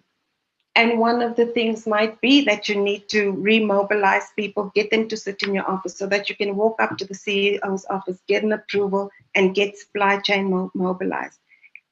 That's how you optimize and you get the best out of the project that you can, and the value created by remobilizing people. And then we go into the advanced stage. So this is where either in your current reality during COVID or post-COVID, you actually see, what is my new way of working? What is my new reality? And how is it that I need to adjust the way that I work to reflect my new reality? I think one of I can give you an example from our own organization, where we've had people working on different projects scattered around the country, around the globe, as a matter of fact, and how we needed to recalibrate the way that we work to ensure that our people could still deliver on projects that are scattered all around the world. And in order to do that, we needed to come up with smart ways of working so that people are able to access whatever information they need to deliver, so that they can access people and they can access other resources that they need. One of the things we did during COVID-19 was to mobilize some of our people, and we sent them into Business Unity South Africa. And what Business Unity South Africa was doing is they were looking at how to respond to government's need for anything COVID related. So whether it would be to buy ventilators, manufacture ventilators, get ventilators and PPE to hospitals. And they were working in the most agile way I've seen to date. We had, within the space of about 36 hours, all the onboarding paperwork was done. Onboarding our people was done within 3 working days, and people were mobilized to start being effective. And the feedback that we got from our teams was that, they could access the systems immediately. The system was set up in such a way that they could get approvals in the quickest way possible. They were able to see where projects were needed to be mobilized and how they could deploy people to get there in the safest way possible. And I think for our current reality in what we see, we've learned now that this is possible. This has forced us to relook at the capital projects that we are involved in. I'm currently working on a mega project to develop a logistics intermobile hub in Pretoria. And it's a massive development. And government has come to us and said, guys, we need this project brought into place as quick as you can, because we've got funding that has been mobilized for this, and the funding might be withdrawn if the project is not activated. So we've seen in the space of 1 week us being able to mobilize, even within government, people to make decisions to get the project started off. And I think the impact of that is that we are now able to appoint people quicker. We don't go through the whole RFP, long-winded approach. We have seen that we can reduce the time between the project development and project execution by using new ways of working, maybe departing from, example, the project lifecycle model and looking at the 5 case model. And so we already spoke about methodologies not necessarily being adaptive. It's not the one that you need to use.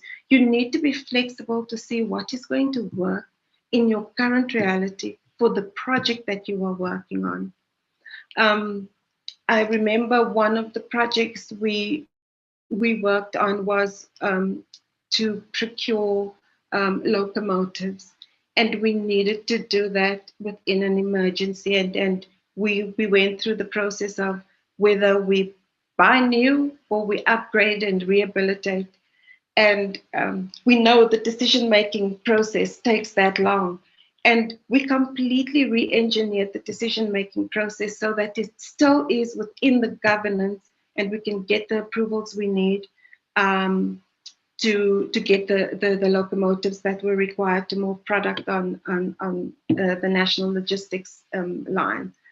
I think, Nano, on my side, in the interest of time, I've kept it a little shorter, given the questions that we've had.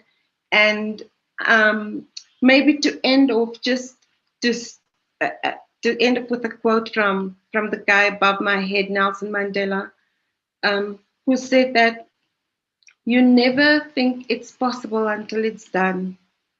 And when you look at a big infrastructure project, you will never think that it is possible to change the way in which you are working until you've actually tried it. And we've tried it and we've seen that it is possible. So over to you, Nana, and maybe we can start taking some questions.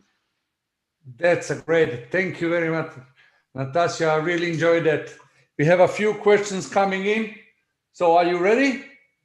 I am. Good.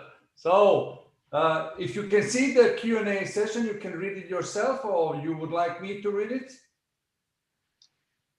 On the bottom of the screen, you have Q&A. Yes, I see. Can you give us insight into the RFX process? Yes. You have to go through different stages in defining the level of requirements and find the right supplier. It always feels very waterfall. You know, I think it's what we've done in our project development when it comes to finding suppliers, and making sure that you don't waste time in the project execution phases.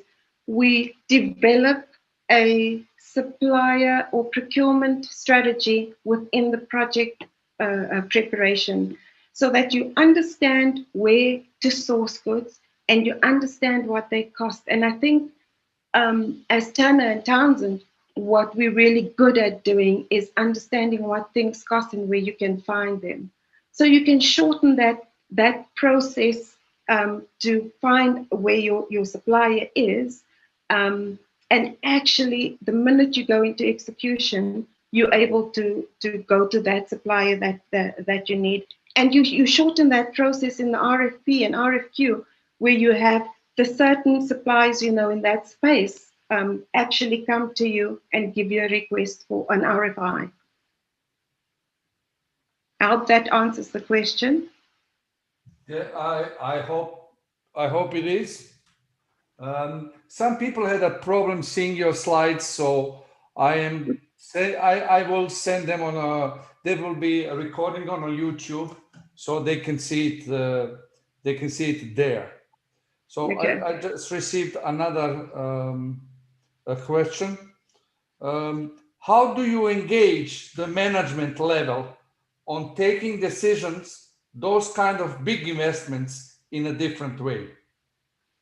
That's a very good one. And what I have been very involved in my time within government institutions, where decision making is really driven by governance processes. And when you need to be agile and you need to have decisions made within a short period of time, the best way to do it is to go to the top, to let people know what's coming. One of the things that we've done as well is, as simple as this: a major project development exercise we were working on that cost about 30 million euro to execute just the development. We flicked up on a corridor the entire project and what was required in terms of decision making, and we had 2 investment committees come through at the same time. So you really need to think about that. And then the big question to ask that your leadership is, what happens if you don't do this? What happens if you don't do this within the period of time that is required for execution? And I always like to say to them, while we're waiting on you to make a decision, the project is escalating in its cost because of your lack of decision making. And it's as simple as that. I have to pick up one question there. It's very interesting what you said, because I'm a passionate about this, and often in projects I do similar thing. You mentioned the visuals in a corridor. How that helped you to avoid delay? So it helped us to avoid delaying decision making and having to go to various decision making committees, which would take maybe 3 to 4 weeks in between committees actually sitting. So we had both committees walk through the corridor, understand what the project is about, and then we sat down and discussed and had a decision made, and we could go to the board after that. So we cleared the decision-making gate of 2 committees in one day, and all we needed to do was go to the board. Another thing people need to be aware of is when you go to a board, you might walk in with a slide deck. There are 15 slides, and you want to show the board, this is how intelligent I am, and this is the project that I want to present to you. You walk in there, and they tell you only have 5 minutes. You must know, have that one slide that tells your story, have that one slide that asks the decision that you want.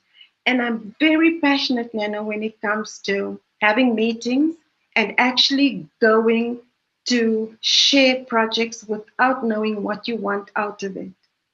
I recently had to present the same logistics intermodal hub project to our presidency. And my client said to me, let's show the presidency what we're working on, and they'll at least have sight of it. And at the last minute, when I was busy with my finalizing my presentation, I thought, well, what do I want out of this? And I went there and I was bold. And people need to learn to be bold when it comes to projects and mega projects. I said, I want you to endorse this project. I want you to take this project into your strategic portfolio, and I want money. I need money to develop this project, because in my presentation, I've already shown them this meets this country's strategic imperatives. It's actually able to turn around money very quickly, will generate revenue. It supports all of the OEMs from BMW, Ford, Nissan, you name it. And I've already told the story, so they know all of that. But what is it that I want out of it? And all three things were approved immediately. Great stuff. Thank you very much. This is the great learning, how the big money projects can be simplified in a people relationships, and how you bring the people to the table. There is a few things that the people are really excited about your example of supply chain difficulties, and you mentioned in different way. From the Agile perspective, what you mean? So if you understand, and the example that I gave about the steel fabricators, Yes. right? And so steel fabrication is the second to last thing that happens to steel before it is put into a structure that's being used in construction. But before it gets to be steel, it is mined, it is then beneficiated, and in our case, it's exported to another country, then brought back in. So you need to understand, what does your supply chain look like, and how do you need to adapt it to your current reality? Example I'll give you. I saw that in Mozambique, they are rehabilitating a rail line. One of the things that has been done in that supply chain, instead of getting new steel rails, they got concrete rails that will be used as sleepers. And they're using the rail that has been taken off the line, it will be used and cascaded to another smaller railway where it can be reused. So in an agile way, I would say, understand what your supply chain looks like, understand where you're sourcing from, and know what things cost, and then be able to make adjustments accordingly as quickly as possible. That's being adaptable. Yeah.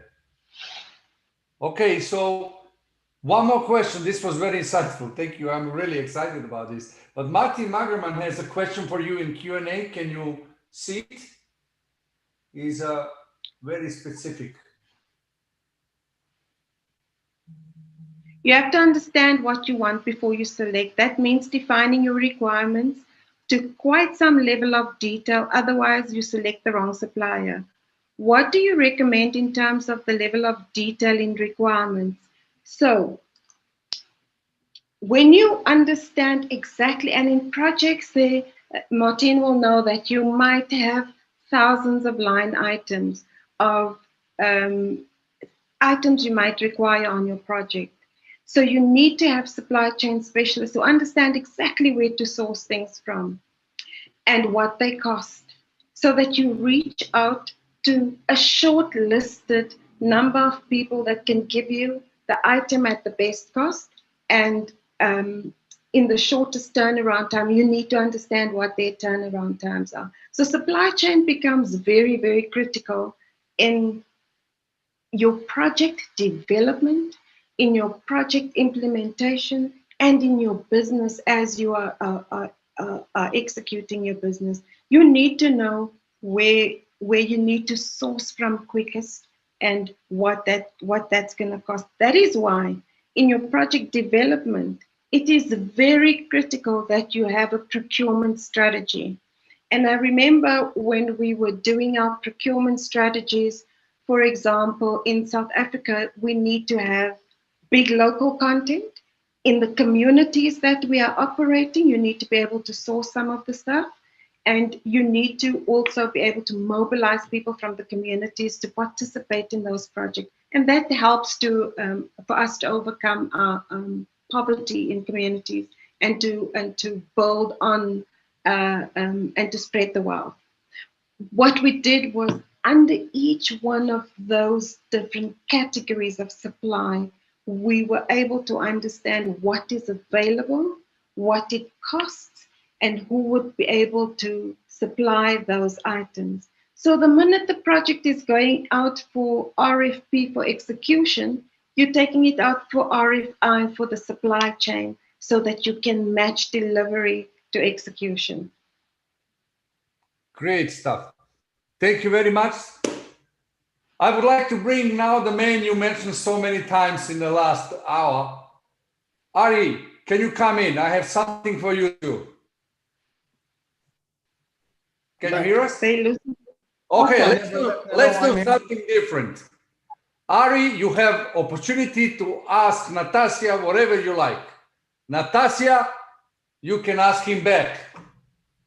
And in the meantime, anybody have a time to ask you two questions, because these two stories today we heard was really insightful.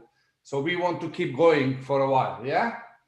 So Ari, please, your question. So the first question I would like to ask to Natasha, because when we met and she mentioned it was 4 years ago, she was working for Transnet, and one of the things on her responsibility list was, for example, buying the hardware. And I'm not talking about a laptop, it's about buying locomotives, right? If you look at those kind of processes, when you look today where you are, also given COVID-19 and everything that it brings, what kind of agile practices, or what kind of, but part of the agile concept do you see in those kind of processes? The reason I'm asking this, Natasha, is that in Europe and in the Netherlands, we are infamous for having those so long, times for proposals. As I said, sometimes your hardware gets outdated by the time you get it delivered. So how can you see those kind of processes supported by the agile concept, keeping or even improving the quality that we have, speeding up? Thanks for that question, and I'm going to respond to you by giving you an example that Infrastructure South Africa has used to build the recovery and renewal plan that we've got now. We were very much part of that. One of the things that they did, and you referred to it, Ari, is about having these various processes with people sitting in different areas, and you having to go through the process of sharing information and then getting approval and then coming back on the waterfall. Everybody came into a room and was part of the process. And when I say everybody came into a room, I'm saying remotely. Prior to this process, government would have had an RFP go out to procure consultants, for consultants to come in and then help them to define what the program would look like. What they did now was they said, hey, consultants, let us do this for our country. Let us build this program in this downtime that we have. And everybody was online at the same time. And so you had government and you had the structures in government that needed to be involved in, whether it was for infrastructure, whether it was for bulk infrastructure and so forth. And then you had your consultants that came in, technical and other, and you had business that came. And they came up with the recovery plan as well as a procurement plan that will make sense. So if you know anything about the South African procurement process, it's as complex as yours, if not more complex.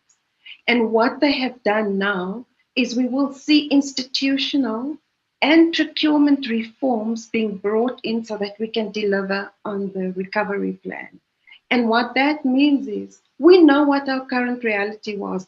Those procurement and institutional plans may have been built to focus or around certain issues, or to deflect from others, or to prevent certain issues from happening. What we are doing now is we're re-engineering the way we work so that it's more adaptable and these projects can actually be executed. Because that's one of the things that business said. We want projects that are going to be implemented. So we don't want to talk about it. We want to see it being delivered. Well, that's a phrase I love. Want to see it being delivered. One of the things that I remember from 4 years ago, we had the session together with the Transnet board. I remember I was working with my colleague AJ from Rotterdam. Shortly after that session, you and I had contact, and I remember I saw on the window in your office all those post-its. You made your plan board.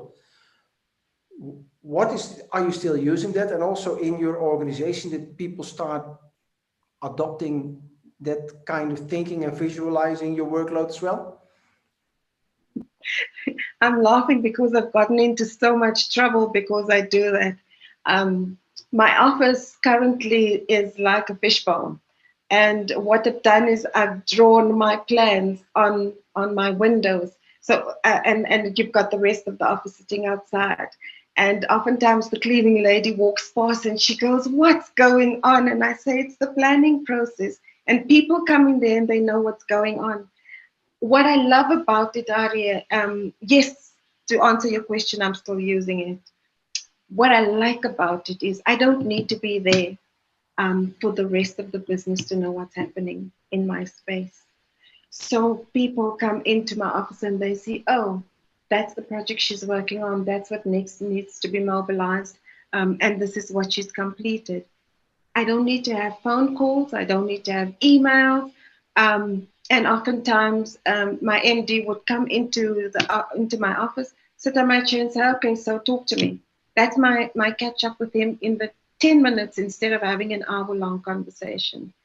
I'll tell you where it becomes most critical when you're looking at a capital portfolio and referring back to the time that you're talking about.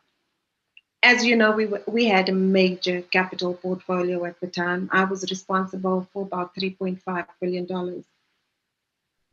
And oftentimes, the difference between success and failure was how quickly we could go through the process of actually having a project move from to do to completed.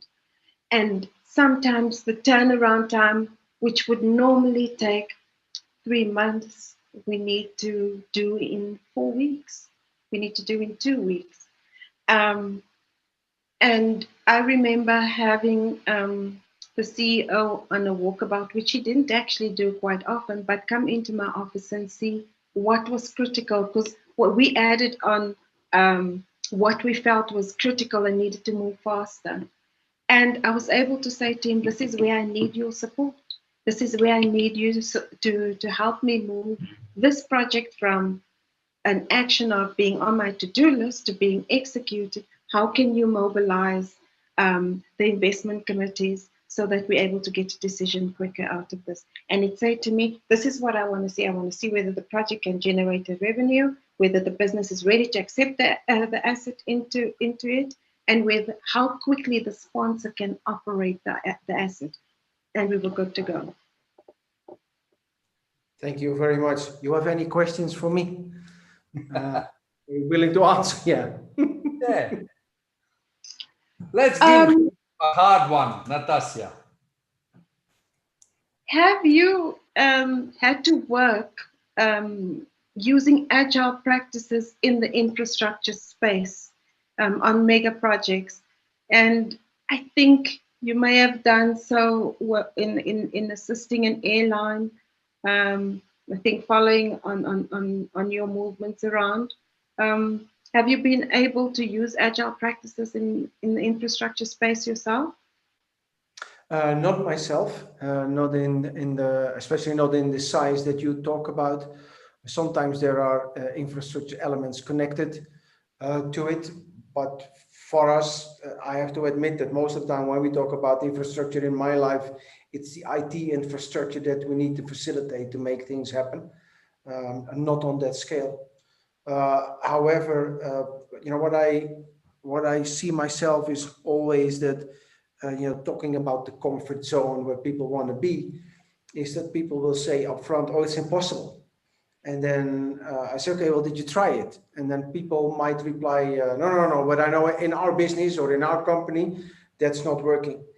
One of the organizations where I know this from, and there's so many, right? But I remember from a masterclass a long time ago, there were people saying from KLM, they would say, the Dutch airliner, they would say, no, it's great, but it's a nice way of working, but for us, it doesn't work. KLM is full in Agile now. I remember in the late 90s, I was working for a business bank in the south of the Netherlands, and I had a massive debate, meaning a not nice conversation, with someone from an external testing company. And he had a lot of noise about, if you go work like this as a bank, you will be bankrupt in months. And then later on, his organization turned into Agile, and we know that the fintech industry is leading in Agile. And that brings me to the point I want to make. I don't have an answer to everything. I didn't do everything that's out there that you can do. But approaching things with, "Oh, no, it's not possible in the way we work," is something different from, "Whoa, that looks interesting. It's beneficial for others. Let's see what we can use for this to make it beneficial for us." And that's another point, another angle. And I think at this moment in time where we are, we need to do this in any kind of business, whether it's infrastructure or whether it's banking or technology. Yeah, I mean, in the 25 years that I do it like this, technology has taken over so many professions. Technology is embedded in every kind of professional domain. And technology, the innovation is going so fast, you need to be on top of it, because that innovation is not only changing business models, it's disrupting business models, but also what it does I was talking 2 years ago about a manifesto for a big development that they talked about. What about if you build a submarine? The technology that they use in a submarine, and they need detailed design up front, right? Because it's all, especially in a submarine, it's so limited where you are. But they said at the same time, we cannot wait for hours, because for days or for years, we have to make it as short as possible, because by the time we deliver, that piece of hardware in that submarine that's going to see water for the very first time is maybe already obsolete and is taken over by a new product or a new service. And we need to be able to adapt that. A lady that might be very interesting answering your question specifically is a professor from MIT. I met her in Warsaw, and professors at MIT in Boston, I didn't know, but they have always the consultancy job on the side.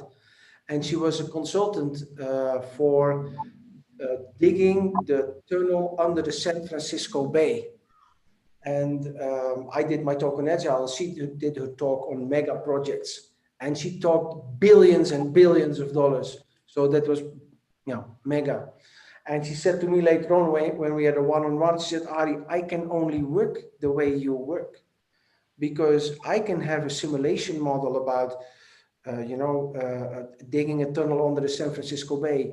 But how the soil really responds to the tide and the current in that moment of the year, at that day, I only know when I am there.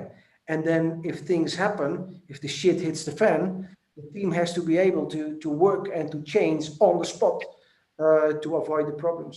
So I think what you touch on is change is a fact of life. Change is faster than ever. So it's more about, okay, what can I take from those Agile practices, the matrix that I was drawing, instead of, saying it's impossible, it doesn't work for us. I think that the one that I was confronted with like 5 to 8 years ago was, "Oh, it's for us, it's impossible because we are highly regulated." We did Agile transformations in the pharmacy. I mean, they are highly regulated. We know this. We're all waiting for a COVID vaccine, but we have to go through all those processes. Organizations, institutes, and governments are adapting their process at the moment because there is a need. So the moment there is a need, there is the opportunity for change, right? And I don't mean change for the sake of change, but I see change, okay, how can we do this better? And we know now that people are waiting for this vaccine. and it's about time something happens on that day. So we're getting closer, and you can see that people are focusing on those kind of changes as well. So things are possible. I think governmental organizations are the most difficult ones to change, to be honest, because they are so highly regulated, and people in there always, tend to keep what they have. They love their comfort zone, and now it's time to leave it and to get out of that comfort zone. So in infrastructure, coming back to the origin of your question, no, but I do know that in the Netherlands, we had 2 examples that I know, and it's small size infrastructure compared to the size of what you talk.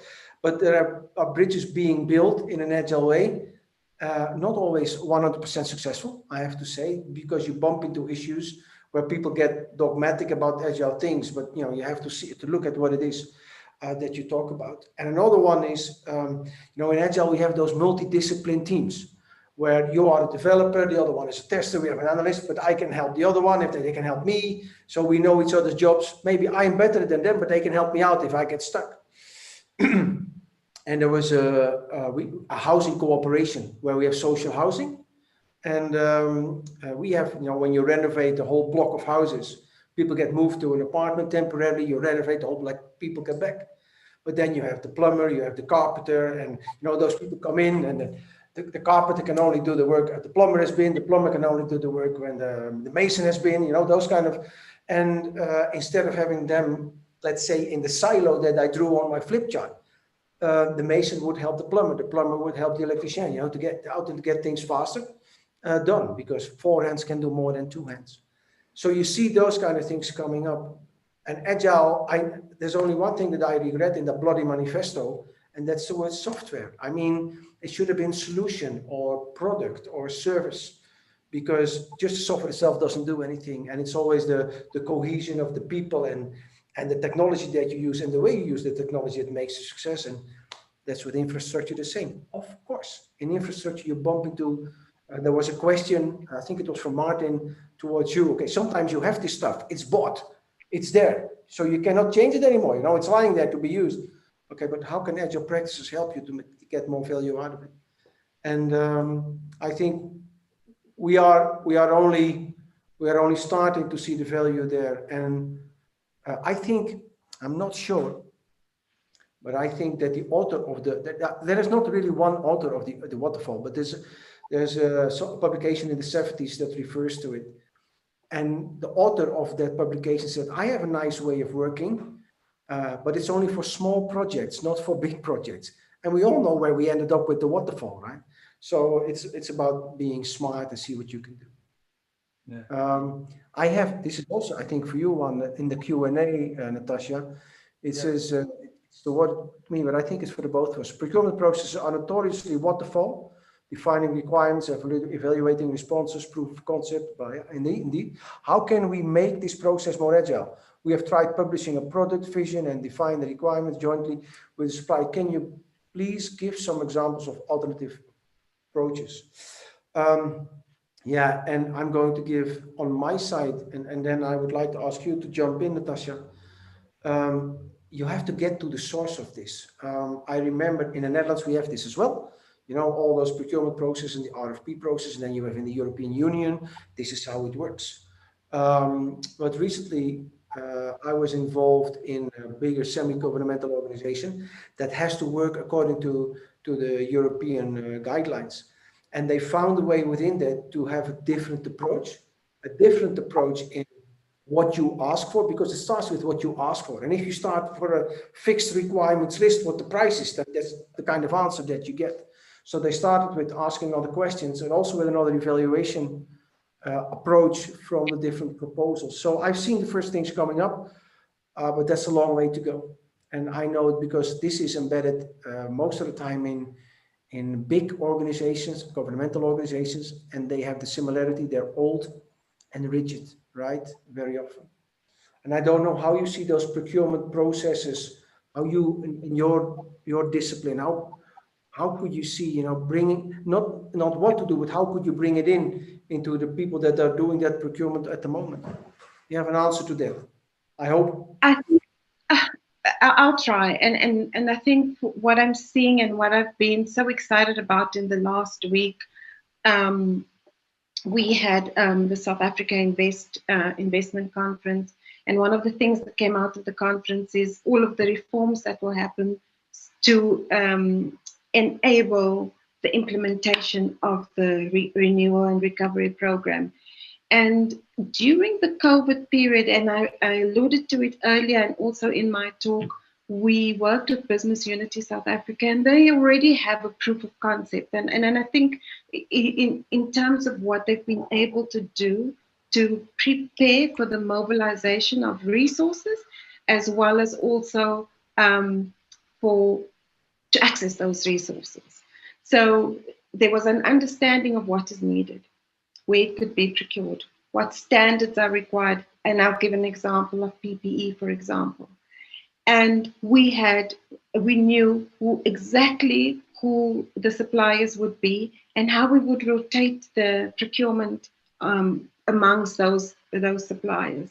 And I think in mega programs, one of the things that we have seen, and certainly in my time, it used to be central to the evaluation of the project if a procurement strategy was not alongside the actual investment strategy.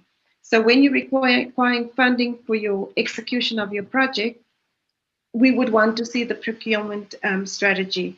Where are you sourcing from? Do you understand where you're going to get your inputs? What do they cost? Do you have an estimated cost, and do you have a source of where you've gotten those costs? And use people who have the expertise to be able to give you that information. People like Turner and Townsend are able to tell you exactly what things cost and where you can procure them and how you can logistically get them to where they need to be at the for execution in the shortest period of time, so that you align your execution to your time period in your project.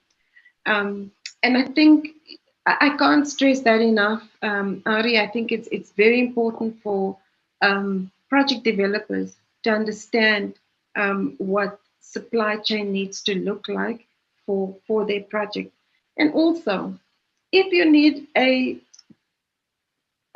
and I don't want to get into trouble here with the different manufacturers, but if you need a VW, don't procure Mercedes, because we all know that we can get good solutions that are fit for purpose if they're smaller, where you can access the inputs locally as close to the source as possible. That will shorten your time and improve your project as well. Thank you very much. Nano, I think we are approaching the end of our timeline. On behalf of the agnostic Agile founders, I would like to apologize the fact that the third speaker stepped back very recently. I would like to say a couple of things from my side, and then I go back to you, Nano. I would like to thank everybody for being here.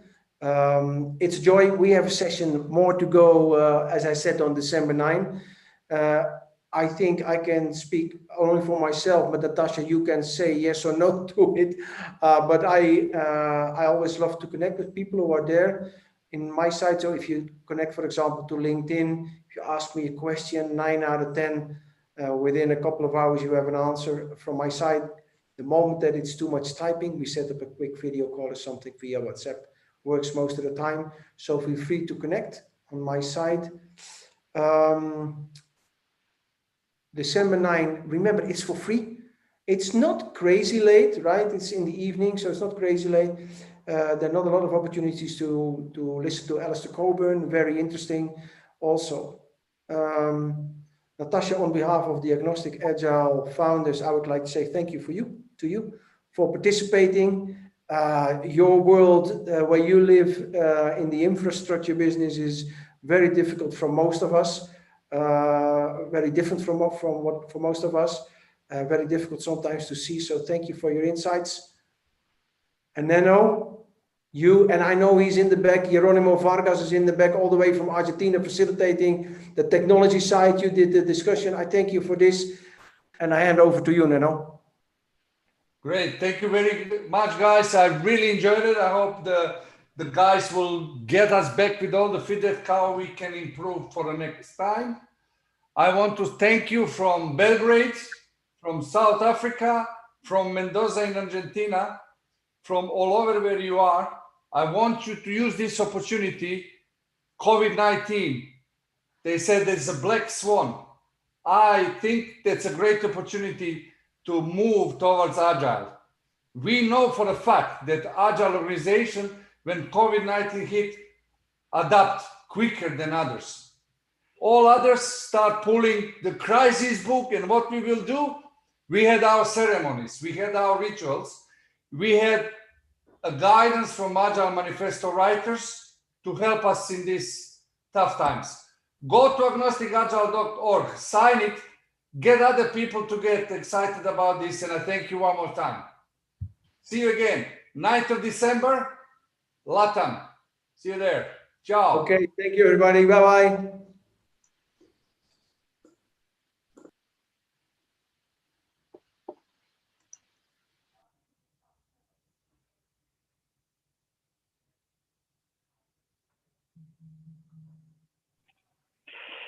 Bye, Neno.